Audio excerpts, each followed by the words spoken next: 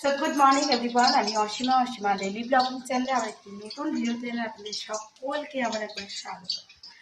আশা করবো আপনারা সকলে বেশ ভালো আছেন, সুস্থ আছেন। আমরাও বেশ ভালো আছি। আজ হয়ে গেল শনিবার, মানে রথের পরের বধ, মানে আজকে বিপত্তারিণী পুজো।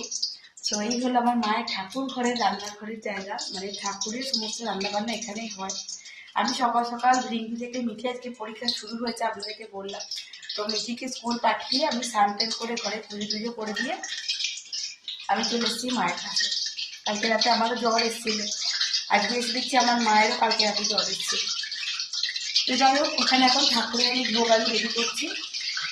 কমপ্লিট হোক, অবশ্যই আপনাদের সঙ্গে আমি শেয়ার করতে থাকবো। আর নিচে মা প্যারাসিটামল খেয়েছে, এখন একটু ঠিক আছে জ্বরটা। মা এখন করছে ঠাকুরের জোগাড়। একটু ব্লগের সঙ্গে থাকুন। আর আজকে বিপদে আমি পুজোটা অবশ্যই আপনার সঙ্গে শেয়ার করবো। সঙ্গে থাকবেন না দেখে থাকবেন। আর এখন হচ্ছে বেসনের ফুলুরি, আর আমার সুজি রেডি হয়ে গেছে। এবার মিষ্টি দিয়েছিস তো? আমি তো খেয়ে দেখিনি। না বলছি মিষ্টি দিয়েছিস?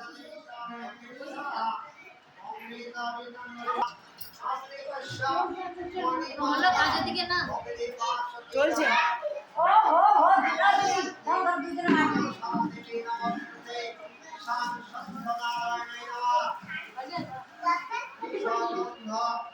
শাড়ি পরেছে।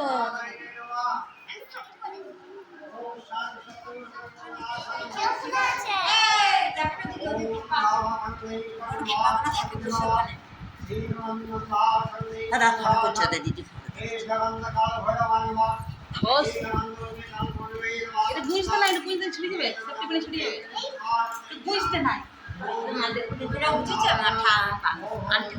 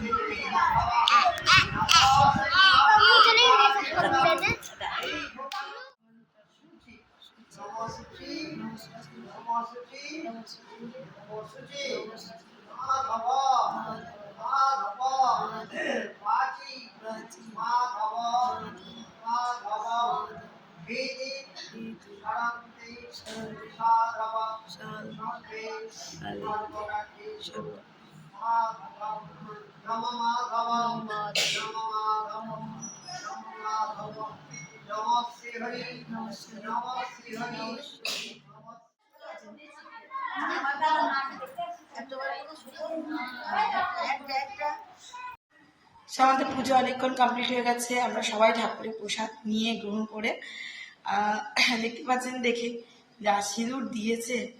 যাই হোক, আমাদের পুজো কমপ্লিট, মানে আমাদের 2026 মা বিপত্তারিণী পুজো কমপ্লিট হয়ে গেছে। যে আমার মা ঠাকুরটাকে চালিয়ে দিয়েছে, এই আপনাদেরকে সামনে থেকে দেখিয়ে দিলাম। ভোগ প্রসাদ সবই উঠে গেছে, সবাই প্রসাদ নিয়ে চলে গেছে।